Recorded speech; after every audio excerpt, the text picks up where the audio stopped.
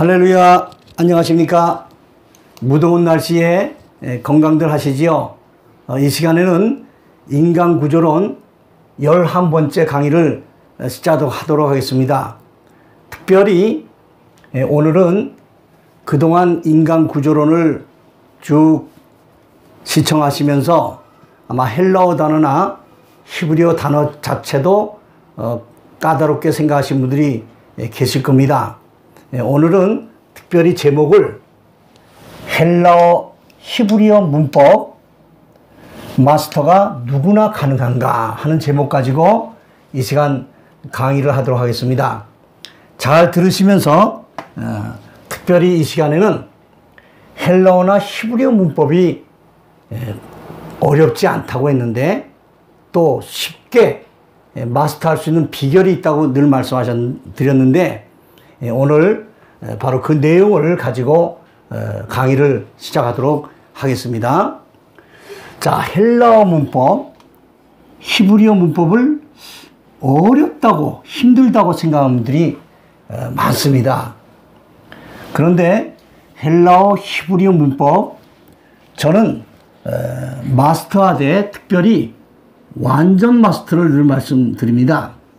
완전한 마스터 누구나 가능할까? 가능합니다. 이제부터 시작하는 4가지 정도의 조건을 갖추시게 되면 헬라어나 히브리어 문법 대부분의 분들이 어렵고 힘들다고만 인식을 하시는데 그게 그렇게까지 힘들고 어려운 것이 아니라 쉽게 마스터할 수 있는 비결이 있습니다. 그 첫 번째가 동기부여가 아주 중요합니다. 내가 히브리어 헬라어 문법을 왜 해야 될까 하는 생각을 한번 쭉 해보시고 정리를 하시고 또 꼭 이것을 해야 되는가, 꼭 공부할 필요가 있는가 하는 데에 대한 그 동기부여가 확실하게 되면 도전할 수 있는 마음이 생기는 것이죠. 제가 동기부여를 받게 된 여러 가지 동기부여가 있습니다. 그 중에서 중요한 건 몇 가지 말씀드리면 오래됐지요. 제가 목회 초기에 지금부터 한 30년 전 될 것 같습니다. 대전이라는 곳에서 목회자 세미나가 있었습니다. 그래서 거기를 참석을 해봤는데 이 대전 목회자 세미나에서 그 강사님이 아주 중요한 말씀을 하셨습니다.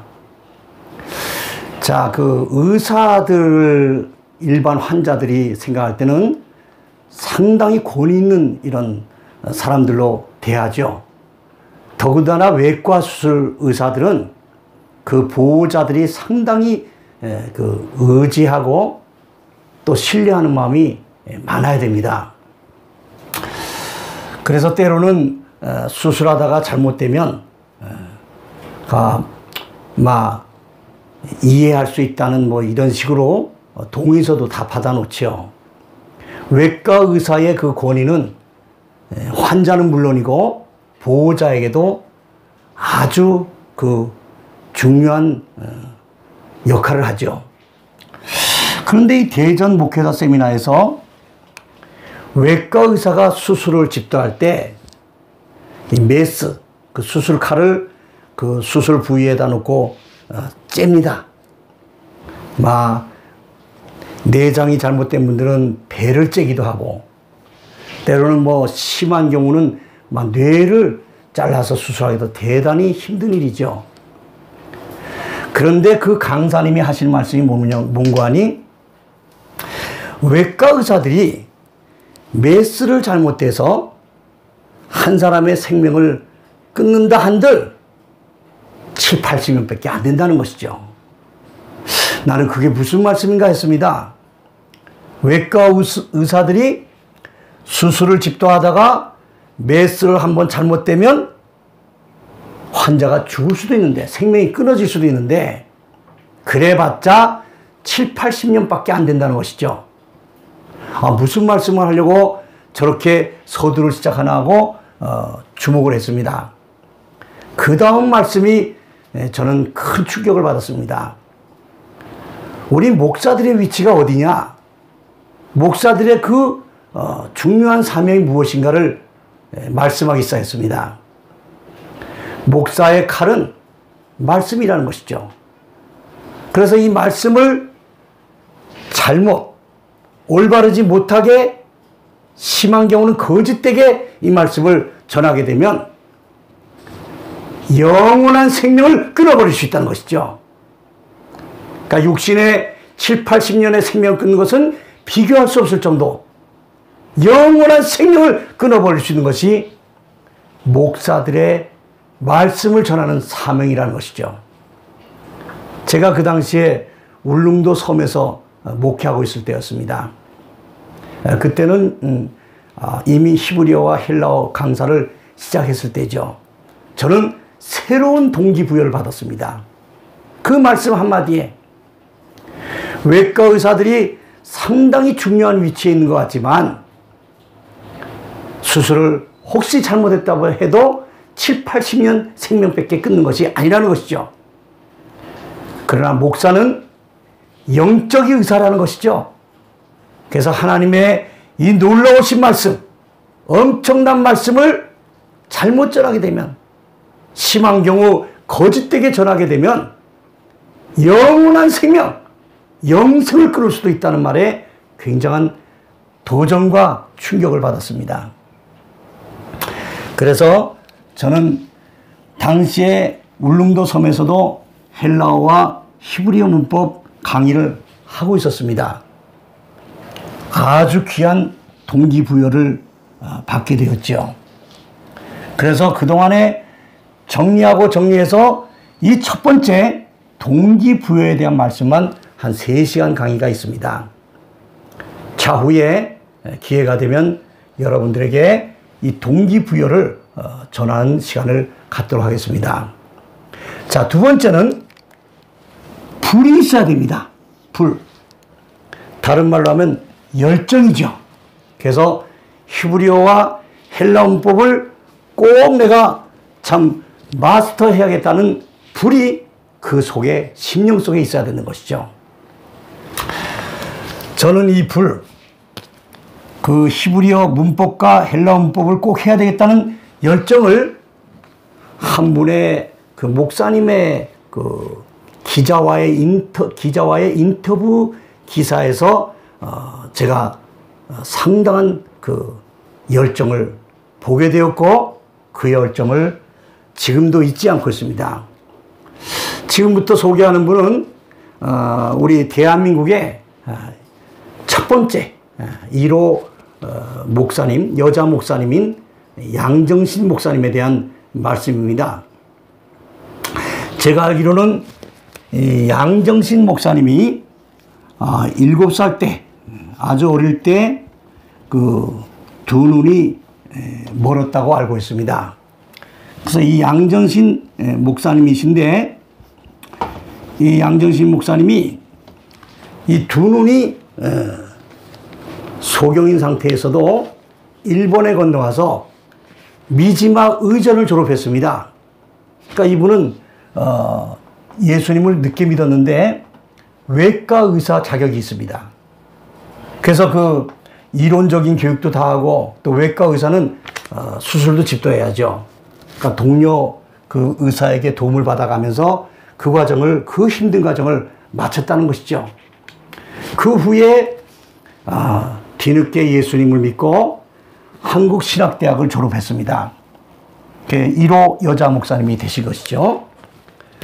이분은 그 인천에 있는 주안에서 3일 장로교회를 두 눈이 소경인 상태에서 목회를 잘 하시고 그렇게 복음을 전하는 데 힘을 썼던 분으로 참 대단한 분이죠.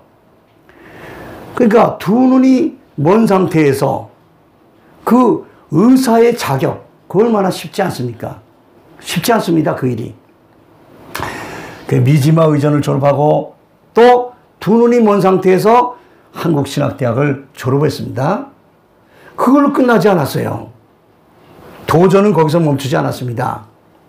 미국에 가서 샌프란시스코 주립대학을 졸업했습니다.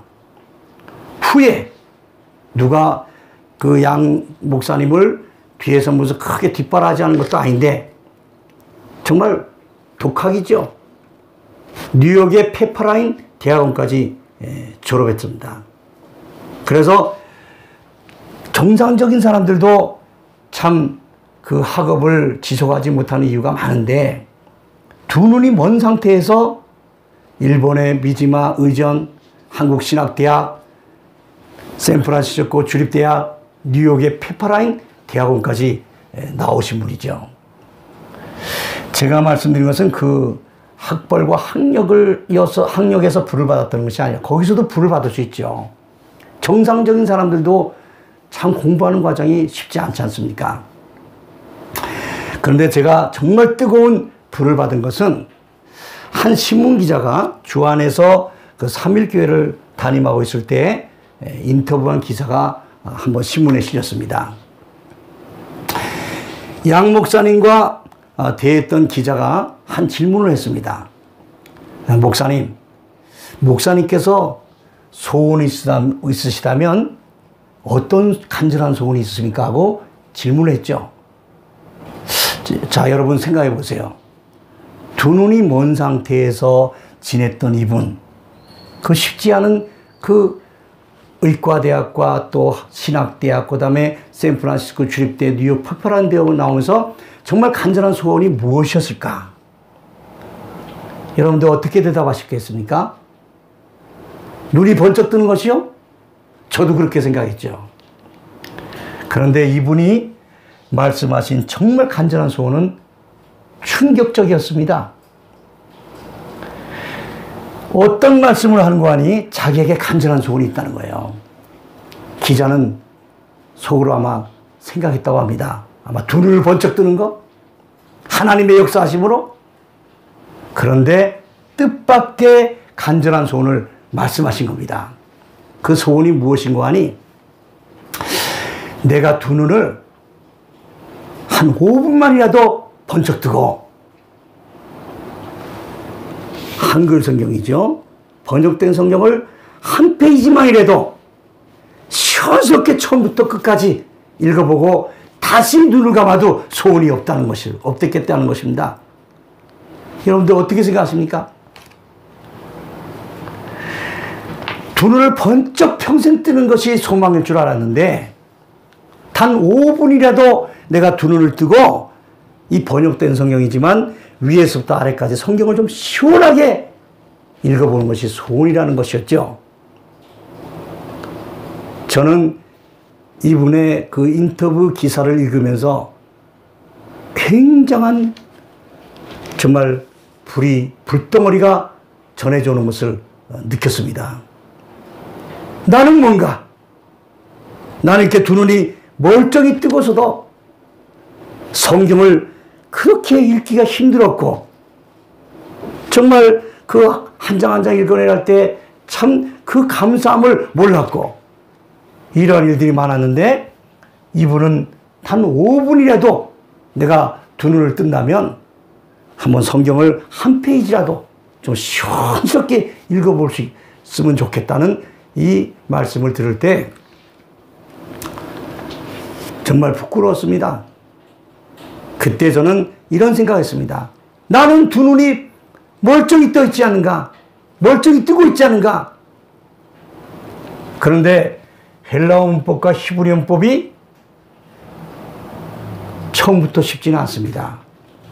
아무리 어려운들 두 눈을 감고도 일본의 미지마 의전, 한국신학대학, 샌프란시스코 주립대학, 뉴욕의 페퍼라인 대학을 나오는 분이 있는데 또 이번에 간절한 소원을 물어봤더니 단 5분이라도 눈을 뜨고 한 페이지라도 성경을 좀 시원스럽게 읽어봤으면 좋겠다는 그런 말씀을 들었을 때 저는 정말 부끄러웠습니다.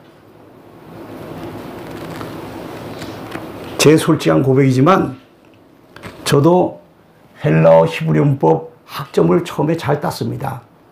신학 공부를 할 때요. 그런데 그건 나중에 따로 좀 말씀을 드려야겠지만 시간을 할애해서 알파벳조차 순서가 맞진 않습니다. 제 솔직한 고백입니다. 그 후에 양정신 목사님의 이 고백을 들으면서 이 문법이 얼마나 왜 해야 되는지 꼭 필요한 것인지를 알게 된 후에 이분의 이 불이 저에게 전해져 오면서 아무리 힘들다 한들 아무리 어렵다 한들 이런 분의 이런 열정을 가지고 도전하게 되면 안 될 것이겠는가 이런 마음을 가졌죠. 여러분들 제가 표현력이 부족해서 뭐 이 정도밖에는 말씀 못 드립니다. 근데 정말 중요한 것은 이 두 가지가 제일 중요하다고 생각합니다. 동기부여. 왜 히브리어와 헬라 문법을 해야 될까? 정말 꼭 필요한 것인가에 대한 이 동기가 부여되고 거기에 대한 불, 심령 속의 불, 마음 속의 불, 열정이 있으면 완전한 마스터가 가능하다는 것이죠. 두 가지만 더 말씀드리고 마치겠습니다. 세 번째는 헬라 문법, 히브리 문법의 핵심이 있습니다. 핵심. 이 핵심을 파악하면 됩니다. 핵심이 무엇인가를 파악하고 나서 정복을 하면 끝나는 것이죠. 어떤 분들은 이런 말씀을 들으면서 뭐 조금 공부했다고 그렇게 쉽게 얘기하나 하실지 모르지만 그렇게 어렵진 않습니다. 여러분들 제가 이 완전 마스터라고 하니까 아니 무슨 완전 마스터가 가능할까 얘기하는 분들이 있습니다. 이 완전 마스터의 개념을 잘 잡으시면 됩니다. 이 완전 마스터는 원전 성경과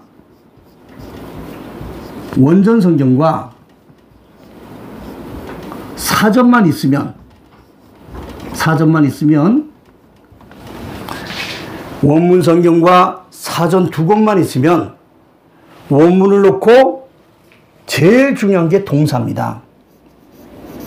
동사를 찾아내서 이 동사의 원형을 찾아내고 사전을 파악할 수 있으면 마스터가 거의 70% 가능한 겁니다.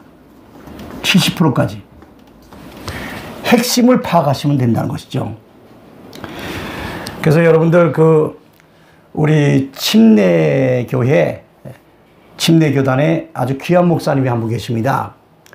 서울대 수학과를 나오신 분인데 문법을 아주 핵심을 잘 정리해 놓으셨습니다. 아시는 분들은 아시겠지만 김성기 목사님이라고 계십니다. 이분이 헬라 문법을 십자가형으로 이 안에다가 동사의 원리를 다 요약을 해놨습니다. 공부를 좀 해보신 분들 계실 겁니다. 그분에게. 근데 너무 잘 해놓으신 거예요. 이 헬라어의 핵심은 동사의 변형이 아주 중요합니다. 물론 히브리어도 중요하지만 그래서 이 십자가형에다가 요약을 해놓고 그것을 완전히 정말 수도꼭지 탁 틀면 수돗물이 쫙 막힘없이 흘러나오듯이 뭐 여러분에게 좀 죄송하지만 잠깐 시범을 보여드리면 이런 식으로 하시면 돼요. 오 에이스 에이 오멘 에테 우시 오마이 에 에타이 오메사 에세 온타이 온 에세에 오멘 에테 온 오멘 우 에토 오메사 에세 온토 이게 쭉 정말 수도꼭지 딱 틀면 물이 쫙 흐르듯이 암기가 돼야 됩니다. 또 이쪽으로도 돼야 돼요. 오 에이스 에이 오멘 에테 우시 온 에스에 오멘 에테 온 오마이 에 에타이 오메사 에세 온타이 오멘 우 에토 오메사 에세 온토. 뭐 여러분들 지금 처음 듣는 분도 계실 줄 아마 공부를 좀 여기까지 하신 분도 계실 겁니다. 이 부분이 완전히 내 것이 되면 문법의 70%를 내가 정복했다 해도 과언이 아닙니다. 이 히브리어나 헬라어 문법의 중요한 것은 동사입니다. 그래서 동사의 그 변화를 잘 내가 완전히 지금 제가 시범을 잠깐 보여드린 것처럼 좌로 좌충 우돌로 막힘없이 술술술 나온다면 그 원문에서 동사가 눈에 띕니다. 그 동사의 원형을 찾아낼 수 있습니다. 히브리어는 또 어떤가? 히브리어도 아시는 분들은 아시겠지만 7강동사 어간 대조표라는 것이 있습니다. 7강동사 어간 대조표.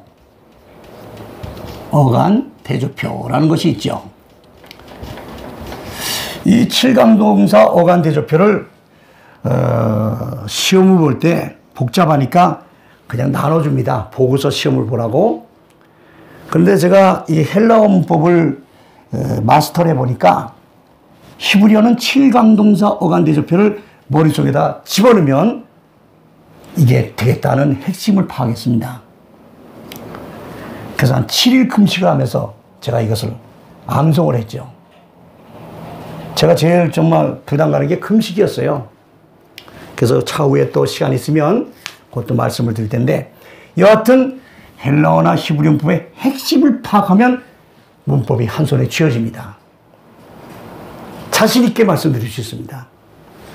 누구든지, 어차피 처음 배우는 거니까 누구든지 가능하다는 것이죠. 자, 마지막으로 하나의 조건, 네 번째 말씀드리고 마치겠습니다. 목표 설정을 잘해야 됩니다. 목표 설정. 이 목표. 헬라어 문법이나 히브리어 문법을 마스터하려고 문법 마스터를 못합니다. 이건 또 무슨 말씀일까요? 문법을 마스터하려고 목표를 세우면 문법 마스터를 할 수 없습니다. 원문 독해를 내가 반드시 해야겠다고 목표를 설정하면 문법은 자동으로 마스터가 됩니다. 그게 원리입니다. 그게 비결이라면 비결이시죠. 여러분들 오늘 많은 시간 할애하지 못하고 여기까지 말씀드렸는데, 영상으로 시청하시니까 반복해서 잘 한번 보시면서 정말 헬라어나 히브리어 문법, 그것도 마스터 정도가 아니라 완전한 마스터가 누구나 가능할까? 가능하다는 것이죠. 네 가지 조건만 잘 갖추게 되면, 첫째는 동기부여입니다. 이 헬라어 히브리어 문법을 꼭 해야 될까? 한글 성경만 가지고는 한계에 부딪히기 때문에 그렇습니다. 그것을 제가 인간구조론 1강부터 10번째 강의까지 계속적으로 말씀드렸죠. 두 번째 중요한 것은 불이 있어야 됩니다. 불덩어리, 열정이 있어야 됩니다. 동기부여와 또 열정이 있는 반면에 핵심을 파악해야 됩니다. 핵심을 파악하고 정복하면 누구든지 완전 마스터가 가능하다는 것이죠. 끝으로 목표 설정을 잘해야 됩니다. 헬라어나 히브리어 문법 자체를 목표로 잡으면 안 됩니다. 내가 반드시 헬라어 원전이나 히브리어 원전, 원문 독해를 반드시 해야겠다는 정도의 동기부여와 열정이 있는 분은 반드시 완전 마스터하게 됩니다. 이 영상을 보시는 여러분들, 여러 가지 이유가 많겠지만은 그 이유들 이길 수 있는 그런 성령 충만을 받으셔서 누구든지 도전하시고 누구든지 가능하다는 이런 마음 자세 가지고 한번 도전들 하셔서 전부 다들 원문 독해하시면서 큰 확신, 우리 예수님에 대한 신앙을 큰 확신을 가지시고 또 그 깊이를 가지시고, 세상이 많이 요란스럽습니다. 이 세상을 넉넉히 이겨나가고 영원하신 구주 예수 그리스도의 그 나라에 넉넉히 들어감을 얻는 여러분들 다 되시기를 주님의 이름으로 축복합니다. 다음 강의에 만날 때까지 평안하시기 바랍니다.